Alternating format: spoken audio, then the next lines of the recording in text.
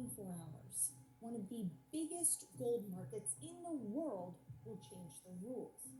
On July 24th, several of China's biggest banks are shutting down retail paper gold trading, forcing investors to either close their positions or take physical gold delivery. Now, on the surface, this sounds like a technical banking change, but make no mistake, if you own gold or silver or are thinking about buying either, this matters more than you think. Because for decades, the price of gold and silver has not been primarily determined by physical buying and selling. In fact, price is largely determined by paper markets, where far more paper trades hands than the physical metal ever does. And if you follow the price of gold or silver, you've probably found yourself wondering on more than one occasion why prices are getting slammed when all signs point to a value that should be far higher.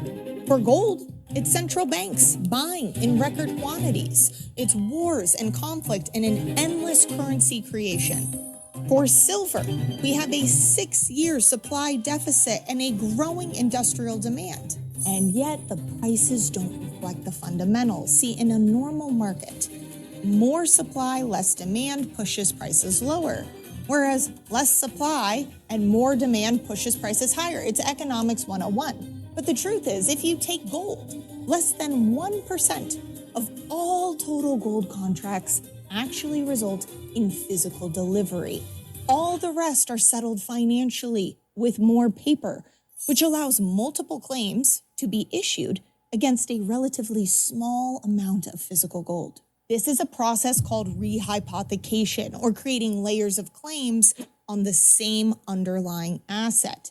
It would be as if I created 10 IOUs on my car. That doesn't magically mean I created 10 more cars.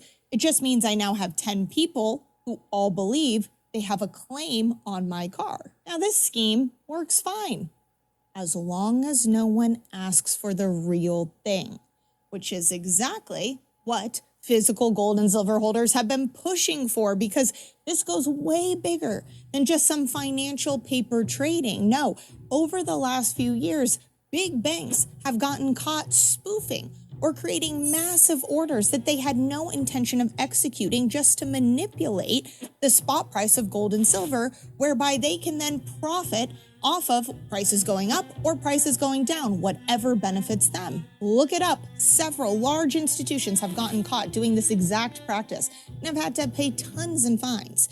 But that being said, let me know in the comments, do you think that this practice has stopped? Do you think the manipulation is over, or do you think